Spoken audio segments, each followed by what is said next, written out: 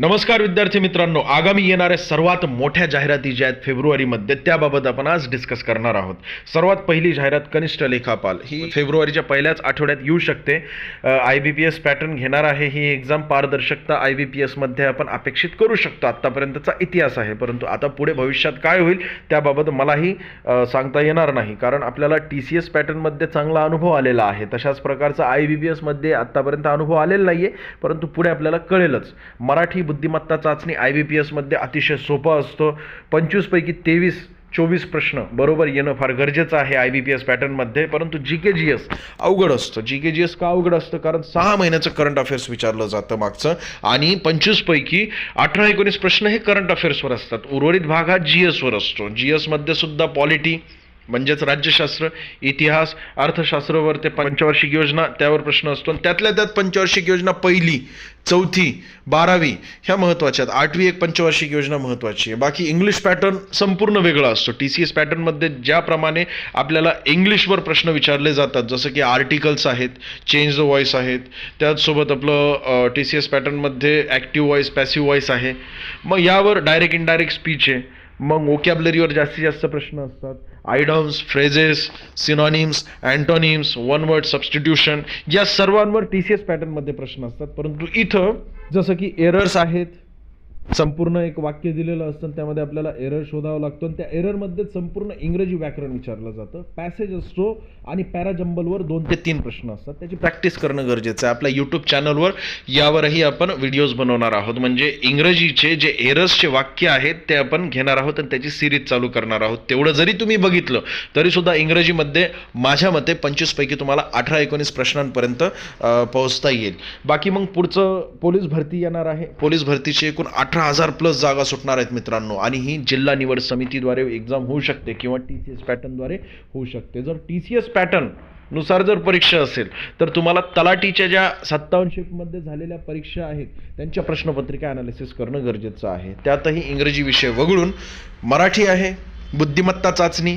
गणित आणि GKGS इथं फोकस करणं गरजेचं आहे. तलाठीमध्ये GKGS वर तत्कालीन करंट अफेअर्स विचारला होता.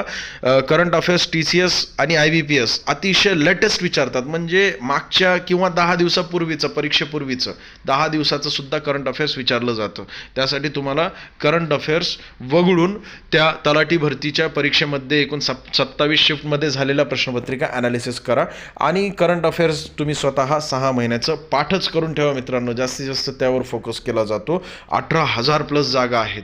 अतिशय सोपी एक्झाम असते, लेखी परीक्षा, परंतु ग्राउंड सुद्धा त्यासोबत तुम्हाला आता तयारी करणं गरजेचं आहे आणि आत्तापासून अभ्यासाला लागायला पाहिजे. त्यानंतर SID ही सुद्धा पोलीस डिपार्टमेंटचाच एक भाग आहे. स्टेट इंटेलिजन्स डिपार्टमेंटमध्ये असिस्टंट इंटेलिजन्स ऑफिसरच्या 3,100 जागा आहेत मित्रांनो. मागच्या वर्षी म्हणजे मागच्या वेळेस ज्यावेळेस 2018 मध्ये परीक्षा झाली होती त्यावेळेस 250च्या जवळपास जागा होत्या ह्या, तरीसुद्धा 134 वर मेरिट क्लोज झालं होतं ओपनचं माझ्या मते.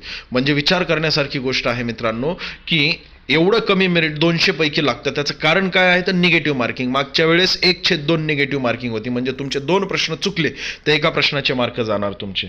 आता यावेळेस सुद्धा 1/2 किंवा 1/4 निगेटिव्ह मार्किंग असू शकते. त्याचसोबत याला फिजिकल असते, त्याचसोबत वयाची सुद्धा अट असते. वयाची अट जेवढी PSI ला आहे तेवढीच असते. यामध्ये अजून जर क्लार्कसाठी जर जागा असतील इंटेलिजन्स ब्युरोमध्ये, आपल्या स्टेट इंटेलिजन्स डिपार्टमेंटमध्ये, तर वयाची अट जी आहे ती कमी केली जाऊ शकते. म्हणजे ऑफिशियल कामं असतील तर वयाची अट जी आहे ती स्थगित केली जाऊ शकते.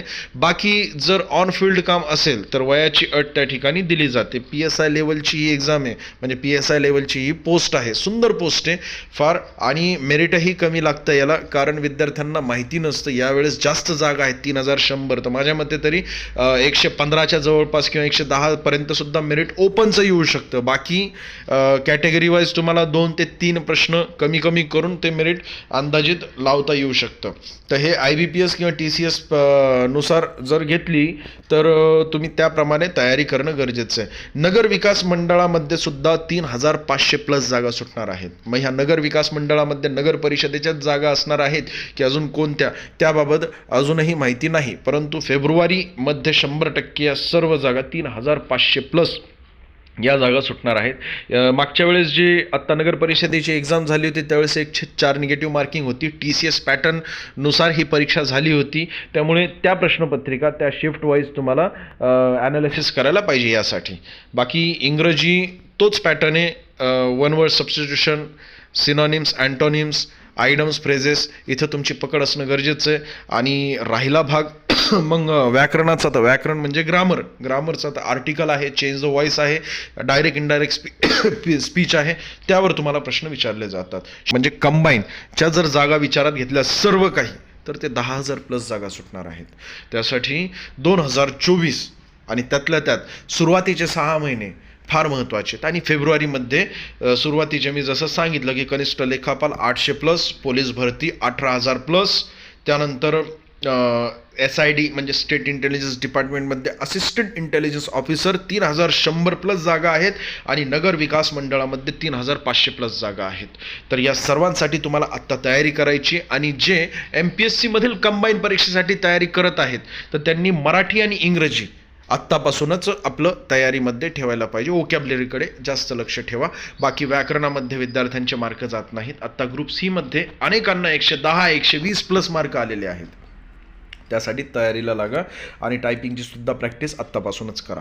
व्हिडिओ कसा वाटला नक्की सांगा कमेंट्समध्ये. जास्तीत जास्त विद्यार्थ्यांपर्यंत पोहोचवा. काही सजेशन असतील तर तेही कमेंट्समध्ये सांगा.